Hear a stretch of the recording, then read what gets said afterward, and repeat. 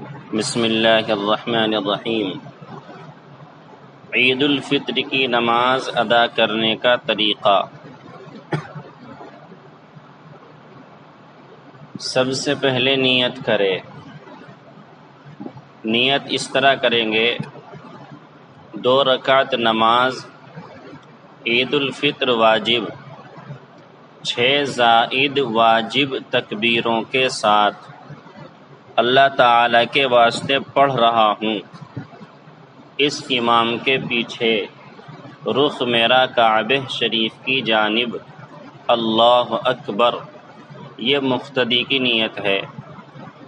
اگر امامت کر رہا ہے تو پھر امام اس طرح نیت کرے، 2 رکعت نماز عید الفطر واجب، 6 زائد واجب تکبیروں کے ساتھ اللہ تعالیٰ کے واسطے پڑھا رہا ہوں، رخ میرا کعبہ شریف کی جانب، اللہ اکبر۔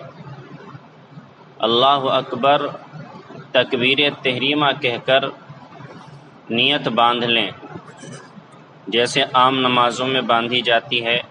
تکبیر تحریمہ کہہ کر نیت باندھ لیں گے، ثنا پڑھیں گے، سبحانک اللہم وبحمدک وتبارک اسمک وتعالی جدک ولا الہ غیرک۔ امام بھی اور مقتدی بھی آہستہ آواز سے ثنا پڑھیں گے۔ اس کے بعد 3 تکبیریں ہوں گی، اس طرح کہ دونوں ہاتھ کانوں تک اٹھائے اور اللہ اکبر کہتے ہوئے چھوڑ دیں۔ یہ پہلی تکبیر ہو گئی۔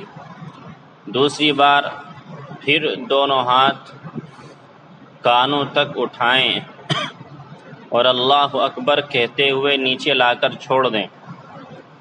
تیسری بار میں پھر دونوں ہاتھ کانوں تک اٹھائیں، اللہ اکبر کہتے ہوئے ناف پر باندھ لیں، نیت باندھ لیں۔ تیسری بار میں نیچے نہ چھوڑیں۔ مقتدی بھی امام کی اتباع میں اور اس کی اقتداء میں اسی طریقے سے تینوں تکبیروں میں ہاتھ کانوں تک اٹھائیں گے، پہلی 2 میں چھوڑ دیں گے اور تیسری میں باندھ لیں گے، اور اللہ اکبر مقتدی آہستہ سے کہیں گے، امام زور سے کہے گا۔ سورہ فاتحہ پڑھی جائے گی، کوئی سورت اس کے ساتھ میں ملائی جائے گی۔ رکوع ہوگا، 2 سجدے ہوں گے، دوسرے سجدے سے اٹھ کر اللہ کو کہتے ہوئے سیدھے کھڑے ہو جائیں گے دوسری رکعت کے لیے۔ دوسری رکعت میں حسب معمول پہلے قرات ہوگی، یعنی سورہ فاتحہ ہوگی، اس کے بعد کوئی سورت ملائی جائے گی۔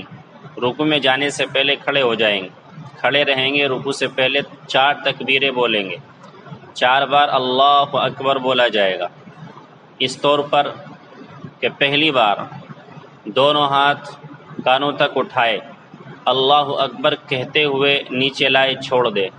دوسری بار پھر دونوں ہاتھ کانوں تک اٹھائے، اللہ اکبر کہتے ہوئے نیچے لائے اور چھوڑ دیں۔ تیسری بار پھر دونوں ہاتھ کانوں تک اٹھائے، اللہ اکبر کہتے ہوئے نیچے لائے اور چھوڑ دیں۔ چوتھی بار ہاتھ اٹھانے کی کوئی ضرورت نہیں، اللہ اکبر کہتے ہوئے سیدھے رکوع میں چلے جائیں گے۔ پیچھے کھڑے ہوئے مقتدی بھی اسی طرح کریں گے کہ وہ بھی دونوں ہاتھ کانوں تک اٹھائیں گے پہلی بار اور نیچے لا کر چھوڑ دیں گے۔ دوسری بار میں بھی اسی طرح، تیسری بار میں بھی اسی طرح امام کی اتباع میں، اور چوتھی بار میں اللہ اکبر جب کہا جائے گا تو مقتدی بھی اللہ اکبر کہتے ہوئے رکوع میں چلے جائیں گے۔ باقی نماز حسب معمول نماز پوری ہوگی۔ 2 رکعت کے بعد سلام پھیر دیا جائے گا۔ اس کے بعد میں دعا کر لیں، مختصر سی دعا کر لیں۔ دعا کے بعد پھر خطبہ پڑھیں۔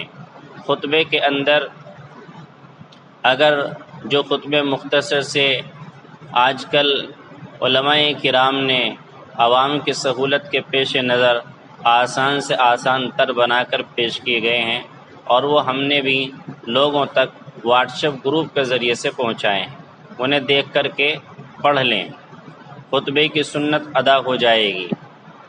اگر کوئی وہ بھی نہیں پڑھ سکتا ہے تو سورہ فاتحہ سب کو یاد رہتی ہے، التحیات یاد رہتی ہے، درود شریف یاد رہتا ہے، ربنا آتنا یاد رہتی ہے۔ تو پہلی بار میں کھڑے ہو کر سورہ فاتحہ اور اس کے ساتھ میں درود شریف یا قل هو اللہ احد یہ پڑھ دے، پھر بیٹھ جائے۔ دوسری بار میں کھڑے ہو کر کے التحیات یا ربنا یا درود شریف یا کوئی صورت جو یاد ہو وہ پڑھ دے۔ اس طریقے سے دونوں خطبوں کی سنت بھی یہ اس کی ادا ہو جائے گی۔ اور اگر کوئی اتنا بھی نہیں کر سکتا تو تب بھی اس کے اوپر سے عید الفطر کی جو وجوب ہے، عید الفطر کا واجب نماز ہے وہ ادا ہو جائے گی، اور اس پر کوئی فرق نہیں پڑے گا، اس لیے کہ خطبہ واجب اور ضروری نہیں ہے، مسنون عمل ہے۔ اللہ تعالیٰ صحیح معنی میں سمجھ کر اور ہمیں نماز پڑھنے کی توفیق عطا فرمائے، اور پوری دنیا کے اندر، پورے عالم کے اندر اس لاک ڈاؤن جیسی نازک ترین صورتحال کے اندر جو آج ہم اپنے گھروں پر مجبور ہیں عید کی نماز پڑھنے کے لیے، اللہ تعالیٰ پوری دنیا کے اندر امن، چین، سکون، عافیت اور امن و امان کے ساتھ سارے مسلمانوں کو، پوری امت مسلمہ کو عید منانے کی، جشن عید کی خوشیاں منانے کی توفیق عطا فرمائے۔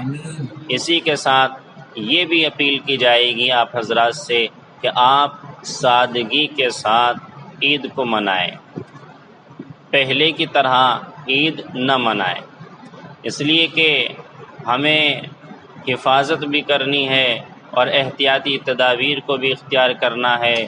پرشاسن کی جانب سے اور ہمارے علماء کی جانب سے جو ہمیں رہنمائی دی گئی ہیں ان کا بھی ہمیں خیال رکھنا ہے، ان کے مطابق ہمیں چلنا ہے۔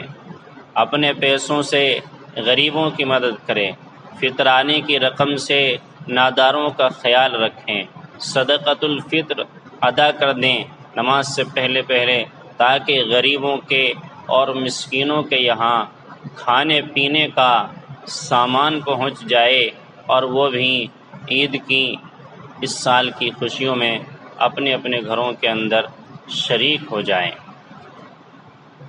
ہماری مسجد کے اندر جامع مسجد سیکٹر 23 سنجے نگر راج نگر غازی آباد کے اندر عید الفطر کے دن فجر کی نماز 5 بجے ادا کی جائے گی انشاءاللہ تعالی، اور عید الفطر کی جو نماز ہے وہ 8:45 یعنی 8:45 بجے ادا کی جائے گی۔